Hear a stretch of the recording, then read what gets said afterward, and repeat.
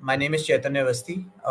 इस वर्ष की सिविल सर्विसेज परीक्षा में मेरी ऑल इंडिया रैंक 37 आई है। मेरा ऑप्शनल लॉ था और ये मेरा पहला अटेम्प्ट था। अ, इस टॉक का पर्पस बेसिकली कुछ जो फंडामेंटल क्वेश्चंस होते हैं, जो जनरल होते हैं, मेरे पास भी थे क्योंकि मेरे पास उतनी गाइडेंस नहीं थी मेरे पिता के जाने के बाद। तो मैंने भी वो कमी महसूस करी है to be able to get somebody to clarify your questions, very basic questions, very basic doubts, but they are very important क्योंकि नहीं तो वो दिमाग में घूमते रहते हैं आपके और फिर आप पढ़ाई पे उतना फोकस कर नहीं पाते हो, उसी के बारे में आप सोचते रहते हो। तो the purpose of this session is the same. हम लोग पहले कुछ फंडामेंटल क्वेश्चंस जो मुझे दिए गए हैं, जो जॉनरिक क्वेश्चंस होते हैं प्रिपरेशन के, उनको कवर करेंगे, जिससे ज़्यादातर डाउट्स लोगों के क्लियर हो ही जाते हैं। और अगर उसके बाद कुछ स्पेसिफिक क्वेश्चंस बचते हैं तो अगर टाइम की हमारे पास सहूलियत रही तो हम लोग जितने ज़्यादा हो सकेंगे उतने ज़्यादा मैं कोशिश करूँगा आपके क्वेश्चंस एड्रेस करने की। मैं हर टॉक से पहले ये कहता हूँ कि इस सेशन में मैं इम्पोर्टेंट नहीं हूँ, आप लोग ज़्यादा इम्पोर्टेंट हो। आप अपना टाइम यहाँ पे दे रहे हो, तो ट्राई करिएगा कि आप मैक्सिमाइज़ कर पाएँ मुझसे रिटर्न। मेरी स्टोरी क्या है, मेरे स्ट्रगल्स क्या रहे, वो कई जगह, कई प्लेटफ़ॉर्म्स पे चल रहे हैं, उसको दोहराऊँगा तो वो रेपिटिटिव हो जाएगा। यदि आपके पास समय हो और यदि आपकी दिलचस्पी हो तो आप जाके वो देख सकते हो। लेकिन इस सेशन में आप ट्राई करिएगा कि आप कैसे मैक्सिमाइज़ कर सकते हैं मुझसे इस परीक्षा के संबंध में जितना कुछ आप पूछ सकते हो। मेरी जितनी थोड़ी बहुत समझदारी और अनुभव होगा, उसके हिसाब से मैं ईमानदारी से अपनी तरफ से बता पाऊँगा आपको कि मैंने क्या किया और मेरे अनुमान से क्या किया कि जाना चाहिए। लेकिन एक आप लोगों से छोटी-सी रिक्वेस्ट रहेगी, मुझे मेरे पिता ने ये बात कही थी, मैं आपसे भी ये कहूँगा, कोई टॉपर या कोई भी इंसान एब्सोल्यूटिस्ट नहीं होता है। जो वो कह दे, वो सिर्फ़ वही सच नहीं होता है। इस दुनिया में मुझसे पहले भी कई लोगों ने एग्ज़ाम क्लियर किया है, मेरे बाद भी कई लोग एग्ज़ाम क्लियर करेंगे, तो इस बात को हमेशा ध्यान में रखिएगा। जो मैं कह रहा हूँ अगर आपको सही लगता है, आपको लगता है कि वो आप पे लागू होता है और आप उसको इस्तेमाल कर सकते हैं, बहुत बढ़िया। इससे ज़्यादा खुशी की बात मेरे लिए नहीं होगी और शायद यही सच्ची मायनों में सफलता होती है कि आप किसी और की जर्नी में कंट्रीब्यूट कर पाएँ, किसी भी छोटे तरीके से। लेकिन सिर्फ़ मैंने कह दिया इसलिए आप वो कर रहे हैं, ये मत करिएगा। आप उसको खुद आकलन करिएगा, आप खुद समझदार हैं। अगर आपको लगता है कोई बात कि नहीं, ये तो ठीक नहीं बैठ रही मुझे, तो आप उसको छोड़ दीजिएगा, कोई ज़बरदस्ती नहीं है। मेरे लिए काम करिए, हो सकता है आपके लिए ना करे। तो उस खुले दिमाग से, उस ओपन माइंड से आप इस टॉक को में पार्टिसिपेट करिएगा और उससे आपको फ़ायदा होगा। सो ये ग्राउंड रूल्स थे। बेसिकली मैं जितना जल्दी हो सके वाले क्वेश्चंस निपटा दूँगा so that we can go for a live interactive session in whatever time we are left with, right? So first thing first, मेरी यूपीएससी जर्नी के बारे में देखिए, यूपीएससी हमेशा से एक सपना था कहीं न कहीं, लेकिन बीच में मैंने बीएलएलबी नेशनल लॉ यूनिवर्सिटी मैंने क्लैट दिया था। क्लैट की परीक्षा में मेरी ऑल इंडिया रैंक 184 आई, जिससे मुझे national law university Kolkata allocate हुआ और मैंने वहाँ से 5 साल बीएलएलबी ऑनर्स में ग्रेजुएशन करी। वो इमीडिएट टारगेट था, वो इमीडिएट गोल था, कहीं न कहीं बैक ऑफ द माइंड में यूपीएससी था। लेकिन पहले यूपीएससी की तैयारी करने का मेरा इरादा दिल्ली से था। अब ये आप कह सकते हो एक तरीके से एक बुरी घटना ने मुझे वो दिल्ली जाने से बचा लिया और शायद उसका भी कहीं न कहीं रोल रहा मेरी जर्नी में कि मैं उस भीड़ में नहीं था। उस पे भी हम लोग थोड़ी-सी बात करेंगे। पर हाँ, ग्रेजुएशन के बाद प्लान था कि 1 साल तैयारी करेंगे और होल हार्टेड तैयारी करेंगे और एग्ज़ाम देंगे। मेरे पिता कहते थे कि यदि आप नौकरी नहीं कर रहे हैं, तो आप इस परीक्षा की तैयारी को अपनी नौकरी मान लीजिए। आप नौकरी में 8 घंटे देते हैं, 9 घंटे देते हैं, आप इस परीक्षा को 9-10 घंटे दीजिए। नौकरी में तो आपको तनख्वाह मिलती है, दोस्त मिलते हैं, लोग मिलते हैं आस-पास बात करने के लिए। यहाँ बहुत अकेलापन होता है, पता भी नहीं होता रिज़ल्ट मिलेगा कि नहीं, तो ये नौकरी से भी एक नॉच ऊपर हो जाती है। तो कॉलेज के बाद के तैयारी के शुरुआती 10 दिन में ही मेरे पिता की कोविड की सेकंड वेव में डेथ हो गई और उसके बाद से अगले 2-3 महीने काफ़ी रफ़ थे, काफ़ी नेगेटिव थे। तैयारी तो बहुत दूर की बात है, लाइफ़ इन जनरल ज़्यादा आकर्षित नहीं कर रही थी, कुछ लग नहीं रहा था कि सब कुछ पॉइंटलेस वाला एक फ़ेज़ होता है। ख़ैर, उस पे ज़्यादा नहीं बात करेंगे, लेकिन ये बताने का पर्पस आपको ये था कि मेरी तैयारी शुरू कैसे हुई। उन 3 महीनों में, 4 महीनों में मेरी बहन ने मुझे एक ऑनलाइन कोर्स में एनरोल कराया, जिसका एक बहुत बड़ा रोल ये रहा कि मैं डिसिप्लिन्ड वे में इस माइंडसेट के साथ कि मेरी बहन की मेहनत की कमाई लगी हुई है मुझे पढ़ाने में, मैं टेबल पे आ जाता था। चाहे जैसा फ़ील कर रहा हूँ, चाहे जो हो रहा हो मेरे दिमाग में, लेकिन मैं टेबल पे उस पे रहता था। तो उसका उस कॉन्टेक्स्ट में रोल काफ़ी रहा। जिसके बाद मैंने कानपुर में रह के फिर अपनी तैयारी शुरू करी और शायद जुलाई से तैयारी शुरू करी होगी और जून में मेरा प्रीलिम्स था अगले साल। प्रीलिम्स से पहले की तैयारी लोग कहते हैं कि 11 मंथ की तैयारी है। लोगों को ये याद रखना चाहिए कि वो प्रीलिम्स के पहले के 11 मंथ हैं, उसके बाद आपको मेंस के लिए भी 2.5 महीने तक मिलते हैं और वो भी बहुत इंटेंस और रिगरस तैयारी होती है और उसके बाद आपको इंटरव्यू के लिए भी 1 डेढ़ महीना मिलता है, जिसमें भी आपकी एक बार फिर से रिवीजन ही एक तरीके से होता है। तो बड़ी कॉम्पोजिट और लंबी प्रोसेस है। तो मेरी भी जर्नी बाकी सबकी तरह ही थी। मेरा ये फर्स्ट अटैम्प्ट था और यहाँ पे किसी ने पूछा भी था, तो मेरे इंटरव्यू में 184 मार्क्स रहे। इंटरव्यू पे भी डिटेल में हम लोग बात करेंगे सेक्शनल में, बट ये मोटी मोटी एक तरीके से रूपरेखा थी मेरी जर्नी की। पहला सवाल है कि प्रीलिम्स की अप्रोच और तैयारी कैसे हो। मैं एक बात पहले भी आपको मैं बता चुका हूँ कि प्रीलिम्स आपकी क्वालिफाइंग पेपर है और वो आपकी समझदारी की परीक्षा है। इस बार का प्रीलिम्स पेपर देख के देखिए, पहली बात आपको ये भी समझनी पड़ेगी कि टॉपर्स भी आपकी तरह इंसान है। Just because they clear an examination does not make them a notch higher than you. Yes, they have worked hard. Yes, they have earned whatever they are receiving, but you have to understand that they are also humans. We were equally uh, word सही नहीं रहेगा लेकिन mortified seeing the paper this year. So it's okay, it's natural. आप अगर डरे हुए हैं इस साल का पेपर देख के, हमें खुद डर लग रहा है निकालने के बाद भी।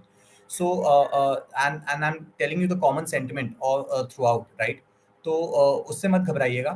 Remember that in a competitive exam the best part is कि आपके लिए टफ है तो दूसरे के लिए भी टफ होगा। हो सकता है वो पर्टिकुलर पार्ट टफ ना हो, उसके लिए कुछ और टफ होगा, लेकिन कॉम्पिटिटिव एग्जाम में कहीं ना कहीं चीजें लेवल हो जाती हैं। तो उस माइंडसेट को पॉजिटिव रखिएगा थोड़ा।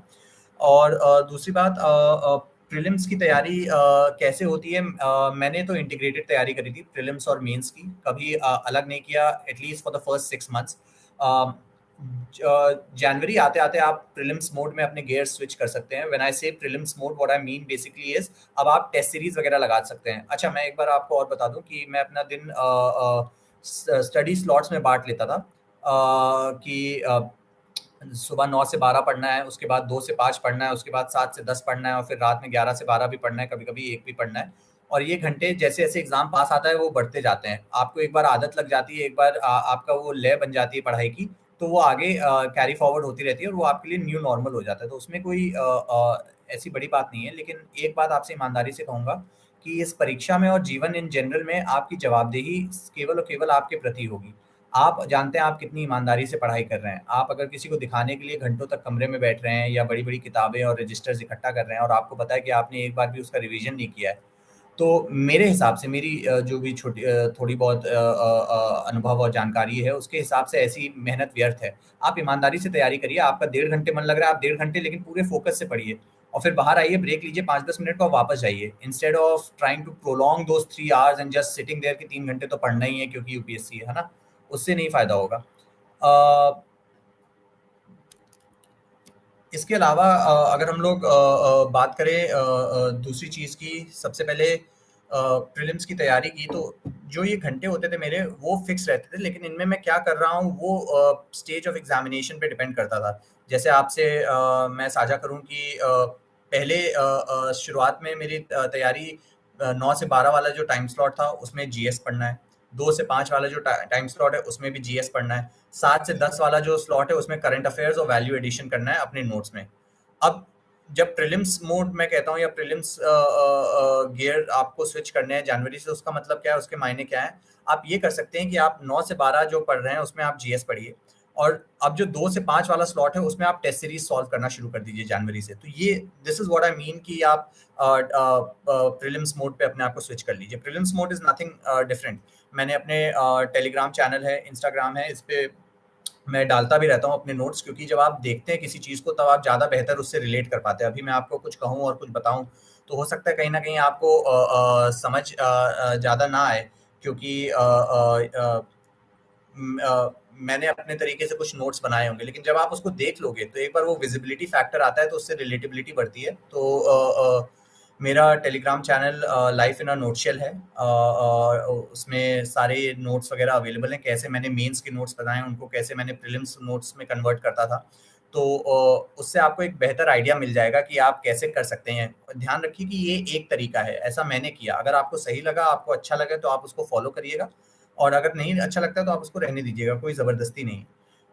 दूसरी बात रही प्रीलिम्स की तैयारी के लिए सीसैट बहुत इंपॉर्टेंट है। सीसैट प्लीज़ मत इग्नोर करिएगा। नहीं फ़र्क पड़ता कि आप किस बैकग्राउंड से आ रहे हैं, साइंस से आ रहे हैं कि आर्ट से आ रहे हैं, दोनों के लिए टफ़ होता जा रहा है। तो जो आर्ट वाले हैं हो सकता है उनके लिए कॉम्प्रिहेंशन और बाकी जो पज़ल्स होते हैं वो थोड़े आसान हो जाएँ। जो साइंस वाले हैं हो सकता है उनके लिए तथाकथित रूप से जो मैथमेटिकल पोर्शन है, जो क्वांट वाला पोर्शन है वो आसान हो जाए। लेकिन मेरा मेरा ऐसा अनुभव रहा है, मैंने जो अपने आस-पास के दोस्तों को देखता हूँ कि सबके लिए बराबरी का टफ़ होता जा रहा है सीसैट। और इसमें थोड़ा-सा आप लोग को एक्स्ट्रा एफर्ट डालना पड़ेगा। इसको नज़रअंदाज मत करिएगा, इसको आखिर के लिए मत रखिएगा। जो-जो चीज़ें आपको चुनौतीपूर्ण लग रही हैं सीसैट के सिलेबस में, उसको यूट्यूब पे आपको बहुत सारे अच्छे-अच्छे टेस्ट सीरीज़ बहुत सारे लेक्चर सीरीज़ हैं जो हिंदी में अवेलेबल हैं, अंग्रेज़ी में अवेलेबल हैं। जो भी आप जिस भी माध्यम से आप कंफर्टेबल हैं, उसमें आपको मुहैया है वो सुविधा फ्री में, वो भी यूट्यूब पे। तो आप उसका यूज़ करिए। आपको अगर कोई ऐसी फैसिलिटी और कोई एक ऐसा ऑप्शन दिया गया है तो आप उसको यूज़ करके उसका फ़ायदा उठाइए, है ना? तो सीसैट की तैयारी पे भी हमेशा नज़र रखिएगा। मैं कई ऐसे होनहार लोगों को जानता हूँ जिनको सर्विसेज़ में होना चाहिए, कम से कम मेंस तो देना ही चाहिए, लेकिन वो नहीं दे पा रहे हैं क्योंकि उनका सीसैट नहीं निकला। जीएस में भी उनके नंबर आ रहे हैं। तो प्लीज़ ये मत करिएगा, उसको नज़रअंदाज मत करिएगा। ये तो हो गया कि प्रीलिम्स मोड कब होना चाहिए और सीसैट की तैयारी कैसे होनी चाहिए। मेंस की तैयारी में मैं हमेशा ये कहता हूँ कि भगवान करे कि आप में से सभी का प्रीलिम्स हो जाए, और जब आप वो जो आपको 2 या ढाई महीने मिलते हैं, मेरा जब प्रीलिम्स हो गया था रिजल्ट का, बिना वेट किए 3 या 4 दिन मैंने आराम किया, 3 दिन आराम किया, क्योंकि वो बहुत थकान भरे 1 साल हो जाते हैं जिसमें आप छुट्टी भी नहीं लेते हैं। 3 दिन आराम करने के बाद रिजल्ट का बिना इंतज़ार किए मैंने अपनी मेंस की तैयारी शुरू कर दी। और अगर आप बहुत ज़्यादा डरे हुए हैं या बॉर्डर पे हैं कि होगा कि नहीं होगा, तो आप कम से कम ऑप्शनल की तैयारी तो अपनी शुरू करिए। जो ऑप्शनल आपने पहले पढ़ा होगा उसको रिवाइज़ करिए, क्योंकि अगर आप भगवान करे कि आपका हो जाए, तब तो और ही अच्छा है कि आपका ऑप्शनल तैयार होगा। अगर नहीं भी होता है और अगर आपने ये सोच लिया है कि आपको और अटेम्प्ट्स देने हैं या कुछ करना है, तो उसमें ऑप्शनल आपका आगे काम ही आएगा। तो आप ऑप्शनल की तैयारी कम से कम शुरू कर दीजिए, और तब तक रिज़ल्ट आ ही जाता है। तो उन महीनों को आप अपने ऐसे प्लान करिए कि उसमें ऑप्शनल, एथिक्स, जो निग्लेक्टेड टॉपिक थे जीएस के, प्रीलिम्स के समय आपने ज़्यादा ध्यान नहीं दिया होगा, जैसे डिज़ास्टर मैनेजमेंट हो गया, इंटरनल सिक्योरिटी हो गया, जैसे अ, आप कह सकते हैं सोशल इश्यूज़ कुछ हद तक, वैसे तो प्रीलिम्स में भी सोशल इश्यूज़ थोड़ा कवर होता है, कुछ हद तक वर्ल्ड हिस्ट्री हो गया, इंटरनेशनल रिलेशंस कुछ हद तक हो गया। इन सब चीज़ों पे भी आप अब ध्यान दीजिए ऑप्शनल के साथ-साथ। वो जो पहले 2 या 3 वीक होते हैं प्रीलिम्स के जस्ट बाद के, उनमें आप ये सारे टॉपिक्स कवर कर सकते हैं। क्योंकि उसमें एंग्ज़ायटी भी होती है रिज़ल्ट आने की और उतना फ़ोकस नहीं हो पाता है, तो ये छोटे-छोटे टॉपिक्स आप उसमें स्मूथली कवर कर सकते हैं, और फिर रिज़ल्ट के बाद तो आपको फुल ऑन मोड जाना है। मेंस में सबसे इम्पोर्टेंट मेरे अकॉर्डिंग आंसर राइटिंग है, राइटिंग प्रैक्टिस है। क्योंकि सबको बहुत कुछ आता है, जो कुछ भी मेंस लिखने आ रहे हैं, कई बार के अटेम्प्ट किए हुए हैं, कई तो जो फर्स्ट अटेम्प्ट हैं वो भी बहुत मेहनत से आए हुए हैं। तो आता सबको बहुत कुछ है। कौन कितना उस 7 मिनट में उस आंसर में लिख सकता है और किस खूबसूरती से अपनी बात को बयाँ कर सकता है कि पढ़ने वाले को सब समझ आ जाए, वही डिसाइड करता है कि मेंस में आगे कौन जाएगा। So mains is a lot about presentation, mains is a lot about your clarity and coherence. आप समझ रहे हैं कितनी संपुटता से आप अपनी बात को प्रस्तुत कर सकते हैं किसी के सामने, क्योंकि वो एग्जामिनर भी देखिए बहुत सारे पेपर्स चेक करके थक गया होगा। अगर आप उसके सामने वही बातें, वही कीवर्ड्स रखेंगे, कुछ भी डिफरेंशिएटिंग फैक्टर नहीं होगा अगर आपके में, तो ज़्यादा मैं मानता हूँ कि फ़र्क नहीं पड़ेगा। एक बहुत अच्छी कोट है जो मैंने पढ़ी थी कि do not let best become the enemy of good. Mains में मैं कई बार लोगों को देखता हूँ कि वो बेस्ट आंसर लिखने की कोशिश करते हैं। अच्छी बात है, आप लिखिए, लेकिन वो आंसर तब लिखिए जब आपके पास समय हो। पहले आप अपना लक्ष्य रखिए कि 20 गुड आंसर्स लिखने हैं। जब आपने 20 गुड आंसर्स लिख दिए होंगे या फिर आप लिखने के प्रोसेस में होंगे और आपका टाइम मैनेजमेंट अच्छा चल रहा होगा, तब आप उसमें से कई गुड आंसर्स को बेस्ट करिए या बेटर करिए या एक्सीलेंट करिए। मैंने भी किए, मैंने भी कुछ एक्सीलेंट आंसर्स लिखे होंगे, कुछ वेरी गुड आंसर्स लिखे होंगे। लेकिन मेरा लक्ष्य हमेशा रहता था कि पहले 20 गुड आंसर्स वाली अपनी स्पीड मेंटेन करूं, क्योंकि मेरा है कि मुझे अटेम्प्ट सारे करने हैं। यूपीएससी इसीलिए आपको इतना ज्यादा क्वेश्चंस देती है इतने कम टाइम में, क्योंकि दे वांट टू सी कि प्रेशर के अंडर बच्चा कैसा काम कर रहा है। वही आपकी आगे की आने वाली लाइफ होने वाली है। तो अगर वो चाहते तो वो 10-12 क्वेश्चन भी दे सकते थे, जो सबसे अच्छा लिख रहा हो उसमें मार्किंग करते। लेकिन that is your metric of productivity in this examination. How good you are is dependent upon how well your mind is functioning under pressure. और वही मीन्स है, जब आपको 7 मिनट मिलते हैं, क्वेश्चन पढ़ते ही आपको लिखना शुरू कर देना है। एक मिनट से कम में भी आपकी एक रूपरेखा तैयार होनी चाहिए अपने दिमाग में, आपके पास कंटेंट होना चाहिए, और उस कंटेंट को इफेक्टिवली प्रेजेंट करने की स्टैमिना भी होनी चाहिए कि आप डायग्राम्स भी बना पा रहे हैं, आप पैनिक नहीं कर रहे हैं, आप एंग्शियस नहीं हो रहे हैं। तो इन बातों का भी ध्यान रखिएगा। मेंस की तैयारी is as much about learning and remembering the content as it is about presentation, use of flowcharts, diagrams, the ability to complete 20 questions or the entire set of questions in the given time period, and the ability to have differentiating factors and multidimensionality. जितने ज्यादा dimensions होंगे, जितना विस्तृत आपका जवाब होगा उन मायनों में कि आपके पास कितने socio political, economic, geographical, environmental factors आप कंसिडर कर रहे हैं, उतना अच्छा आपका मेंस का आंसर होगा। तो मेंस की तैयारी में ये बात जरूर ध्यान रखिएगा। इसके अलावा एसए की तैयारी कैसे की? मैं हमेशा कहता हूँ कि एसए की कोई अलग तैयारी नहीं होती है। हाँ, अगर आप थोड़े से बैकग्राउंड आपका राइटिंग का उतना नहीं रहा है, कोई गलत बात नहीं, कई लोगों का नहीं होता है, उसमें आपको थोड़ी सी राइटिंग पे मेहनत करनी पड़ेगी एक्स्ट्रा, वरना कंटेंट के लिए एसए की कोई अलग तैयारी नहीं है। Essay is GS 1, 2, 3 and 4 combined. आप इन सब में जो कुछ आपने पढ़ा है ओवर द ईयर, आप इसको अच्छे से अगर प्रेजेंट करेंगे इन अ स्टोरी वाइज फॉर्मेट, तो आपका एसए हो जाता है। फॉर एग्जांपल, मैंने इन्वायरमेंटल फॉरेस्ट सारा गुड इंडिकेटर ऑफ जीडीपी वाला टॉपिक था, तो उसमें जीएस 1 से मैंने मगध एम्पायर का यूज किया कि कैसे forest were the backbone, timber, elephants, rivers to make Magadh और Pataliputra the empire that it was. वो जीएस 1 हो गया। उसके बाद मैंने जीएस 2 दिया कि कैसे इंडिया में इन्वायरमेंट प्रोटेक्शन एक्ट, कैसे water act, air act, forest conservation act, forest rights act, ये सारे जीएस 2 वाले जो मेरी नॉलेज थी, कैसे they are being facilitated towards making a greater, आप क्या कहोगे कि they are also playing a role in India's economy. That's why these laws are being made. और एक सेकंड मुझे बस दीजिएगा, I'm really sorry.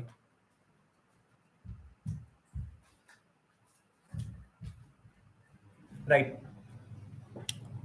फिर जीएस 3 की नॉलेज आ गई कि कैसे green GDP, green finance, global environmental product, है ना, ये सारे कॉन्सेप्ट्स भी क्या किस तरफ इंडिकेट कर रहे हैं कि फॉरेस्ट की increasing worth in terms of economic productivity in are governance, है ना। और चौथा जीएस 4 का मैंने महात्मा गांधी का कोट डाला, that we do not inherit this world from our ancestors, we borrow it from our children.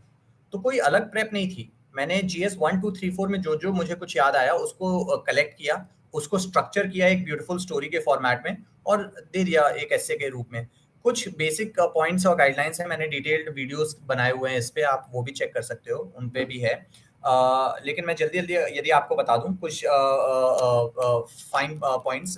Vikram Grewal sir मेरे एक इस परीक्षा के संदर्भ में तो एक आइडल रहे हैं। उनकी स्ट्रैटेजी बड़ी सिंपल थी, मैंने बहुत कम टॉपर टॉक्स देखी थी, उनकी एक थी, वो भी फर्स्ट अटेम्प्ट में उन्होंने क्लियर किया था। और उनकी सिंप्लिसिटी और कहते हैं ना, the simplest answer is most often the right answer. तो मुझे वो चीज़ बड़ी अपीलिंग लगी कि किस तरह से मेटिकुलसली ऑर्गेनाइज्ड उनकी प्रेपरेशन थी और किस सिंप्लिसिटी से उन्होंने हर चीज़ को अप्रोच किया। That made things easy for him, so I try to follow in his footsteps.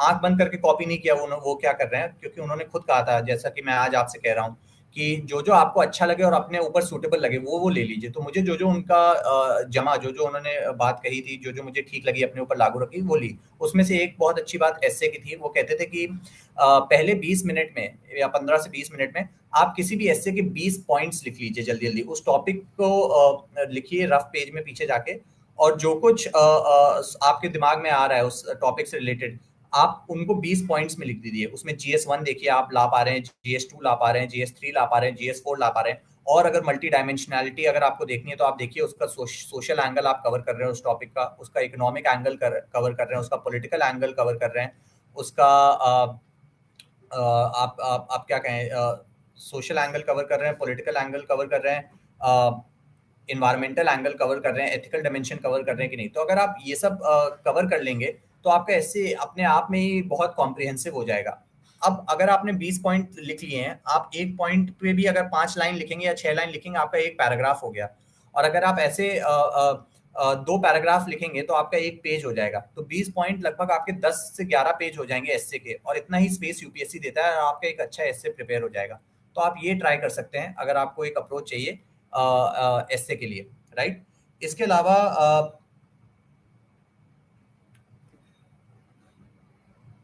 आपने जीएस 1, 2, 3, 4 के अगर सोर्सेज की बात करी जाए तो बेसिक सोर्सेज थे। अगर आपको देखना है तो मैंने पहले के वीडियोस में भी कई बार ये डिस्कस किया है। लेकिन मेरा ऐसा मानना है कि सोर्सेज सबके लगभग लगभग सेम ही होते हैं। आप जितना भी देखेंगे, जितने भी टॉपर स्टॉक देखेंगे, कई बार हम लोग इन चीज़ों को लेके बहुत ज़्यादा परेशान रहते हैं कि बुक लिस्ट क्या थी और सोर्सेज। मुझे ये ज़्यादा जमती नहीं है बात, क्योंकि आपको अगर बुक लिस्ट पता भी है, आपको ये पता होना चाहिए कि आप उसको पढ़ेंगे कैसे। प्रॉब्लम इसकी नहीं है कि लोगों को बुक लिस्ट नहीं पता है। आज जो-जो बुक्स मैं बोलूँगा वो पिछले टॉपर्स ने भी बोली होंगी, उनके भी सेम सोर्सेज़ थे।